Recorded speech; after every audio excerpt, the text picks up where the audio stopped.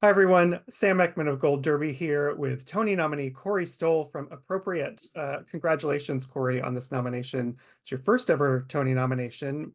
What was your reaction when you found out on that nomination morning?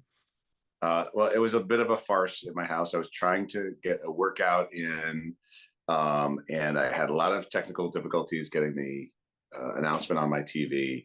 And I thought they had already announced it, and I hadn't been called. And I worked out that much harder. And then my manager called my wife and said, "Oh no, they're still announcing the his category later."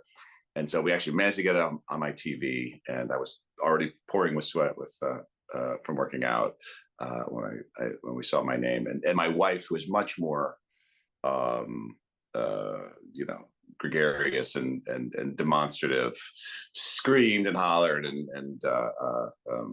but it was very exciting. And my son looked up from his iPad. He's like, "What's going on?" But yeah, it was really exciting. I mean, I'm not one to to jump up and scream at moments like that, but it means a lot to me. Yeah, it's a worthy moment to jump up and scream for, I think. Your character, Bo, is interesting in this play because he kind of tries to occupy this sort of middle ground as opposed to his very involved sister and his very absent brother. How did you think about him in terms of being that middle ground person? Yeah, it was a bit of a journey for me in terms of the part. Like I remember talking with Lila Noguera, the director, in the summer when she offered me the role. And I had read the play a long time ago. I thought, oh, this is a brilliant play. Um, and but I'm not sure about this part. It feels a little underwritten to me. Um, and uh, she said, well, I think there's a lot there in this character. I really believe in this character. I think Branden Jacobs-Jenkins wrote him with an enormous amount of empathy, and I think there's a lot of complexity there. And I was such a big fan of Lila's. I remember seeing The Wolves years ago and just thinking that this was a really exciting, confident, smart, open-hearted new voice in theater. And and I'd seen her direct all these amazing performances out of actors, and so I said, well, okay, that's enough for me to jump in. And but I think I was still kind of judging the character, and a lot of it from where I know the character is going, which is that he seems to be completely uh, have uncomplicated feelings about selling these photos of lynchings, and this sort of receiving that blood money, really. And that just seemed to me to be really reprehensible. And that's of course the first thing you're supposed to not do as an actor is judge your character. Um, and so it wasn't really till we were in rehearsal and seeing the hurricane of energy that was coming at me from Sarah Paulson, and then seeing this incredibly wounded portrayal of Frank by Michael Esper, that I got. I was like, okay, I am the classic middle child here, and my job is to really just try to just keep things status quo. And that just keeping that as my sort of lodestar really made certain things make sense, and it certainly opened up ideas about what the biography of this family was.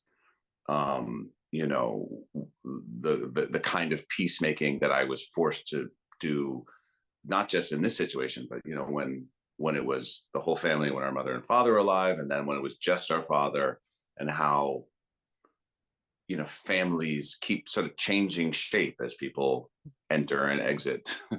life. And we went from this pentagon to a square, and now we're this triangle. And every time that changes, everybody's power dynamic sort of shifts. And so that was, and Lila was always up for a deep conversation about what that means, and the whole cast was really game for it from the beginning. You use the word hurricane to describe Sarah, which is a great descriptor for her character. How, when she comes in with so much fire into a scene, how do you kind of energetically match that while you're still trying to be peacemaker? Well, it's that's something that I had to really sort of learn how to deal with, because my desire was to meet her with that energy, with that force. And it's just I don't have the language, incredible ability to just soliloquize and go on and on. And in terms of that, everybody in the family is completely outgunned. Nobody is going to win a one-on-one fight with Tony. She's just that much faster, that much smarter, and that much needing to win, and needing to completely destroy her opponent. And I think I spent a lot of time in rehearsal and in performance early on, really feeling the frustration that Bo must be feeling, this sort of desire to fight back and to respond, but without having the words to do it. And and then I would often sort of take every chance I had to sort of fight back as hard as she was, and that really wasn't what the piece needs. That all three of these, and and also including Natalie Gould's Rachel and River, who's Frank's girlfriend. Every combatant in this arena has their own sort of weapons, and I think it would be a mistake to try to meet Tony with the same force that she's bringing. And so and there's many times, especially in the first act, where I just give up.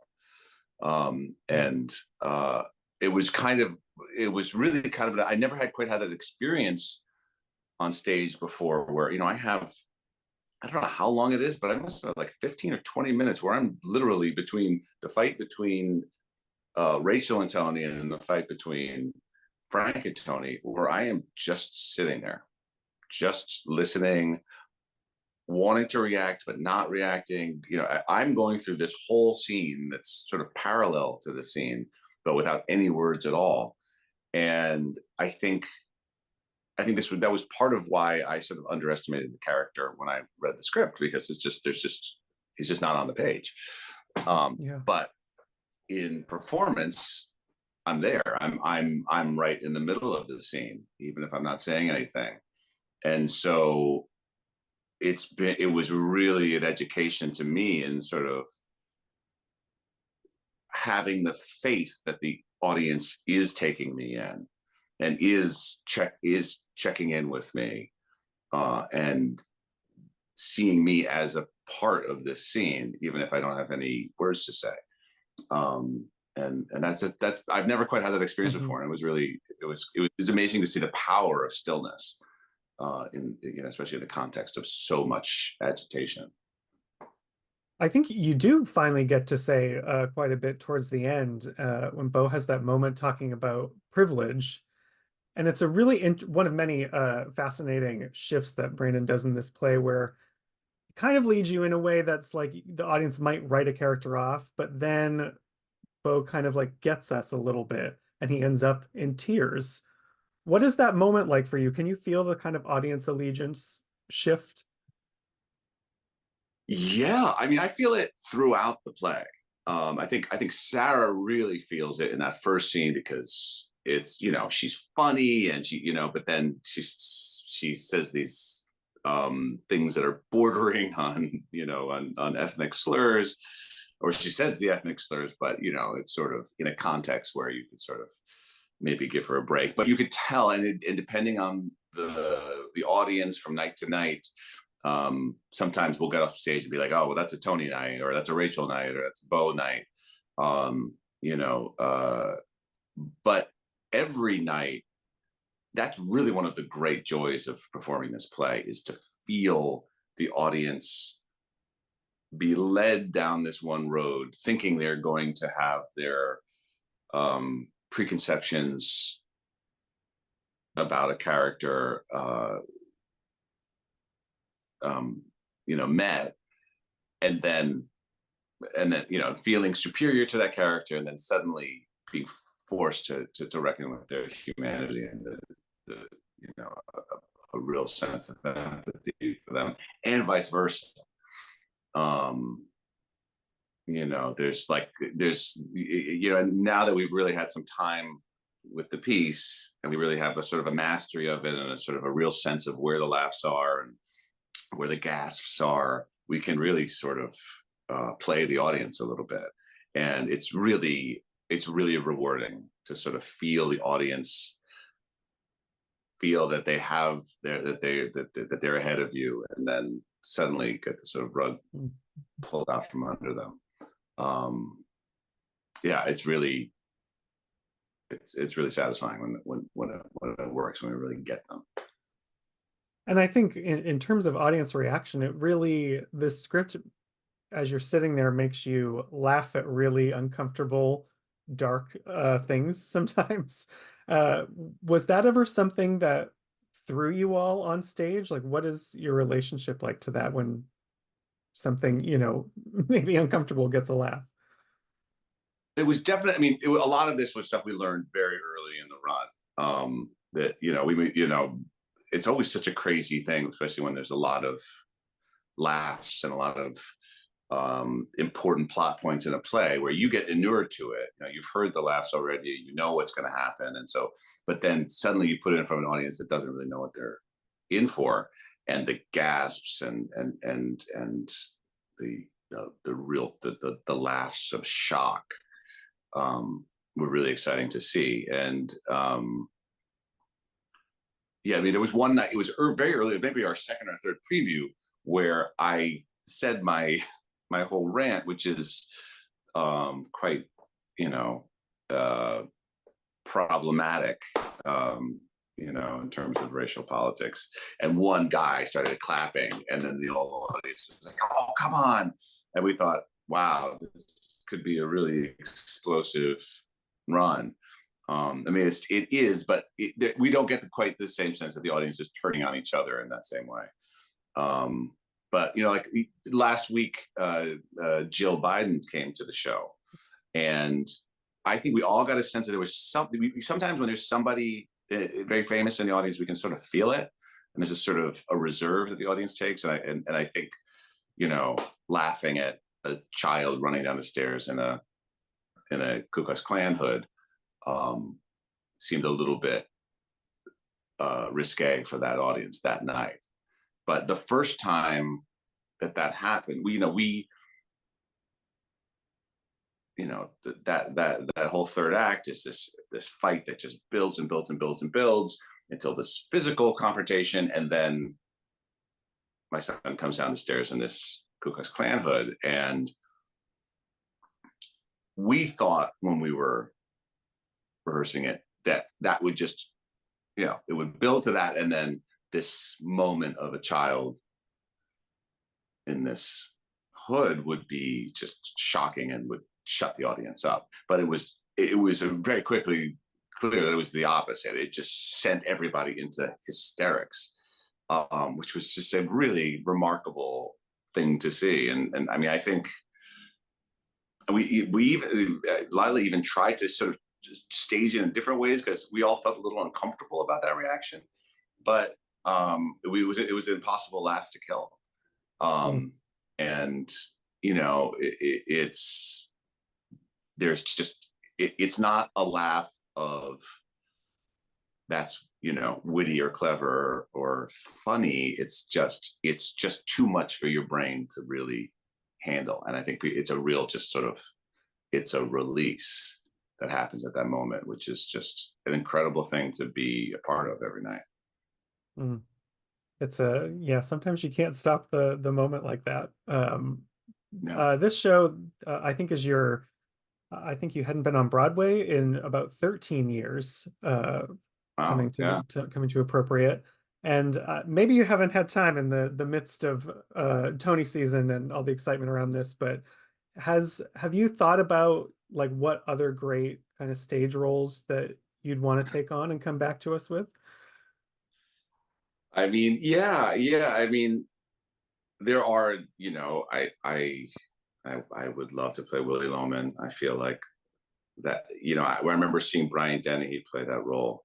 And I don't think I've ever been more emotionally affected by any piece of art in my life. It just devastated me. Um, and I feel like that's a role that is in my wheelhouse. Although very, you know, a very, very difficult role, but I think I have something to bring to it. There's in so many. Yeah, I think of Arthur Miller, so many roles, him and After the Fall and View from the Bridge. I'd love to play Eddie Carbone. Um, and Stanley, and I'm thinking back to grad school and all these parts that I played that I was way too young for. I mean, I remember in summer camp, I think I was like 14 years old, and I played Galileo in Brecht's Galileo. That's an amazing role. I'd love to play Big Daddy again. I'd love to play Henry Higgins again. I'd love to play Falstaff again. All these are all roles where it was ludicrous that I was playing him at the age that I did. But that's one thing that's really a privilege of being an actor is that you age into roles, and that you're not, as actors age, we're not cast aside, we ripen. So there's certain roles that are probably very much in the rearview mirror in terms of what I'd be good for, but there's still a lot left, and all those Chekhov roles. I'd love to play Astrov. I'd love to play Vanya. Yeah. Well, we'll get through the appropriate run first, but congratulations on your Tony nomination here, and best of luck. Break a leg with the rest of the run. Maybe there'll be some Arthur Miller and Vanya for you in the future. So thank you so much, Corey. Everyone out there, make sure you stick with Gold Derby for the rest of this season.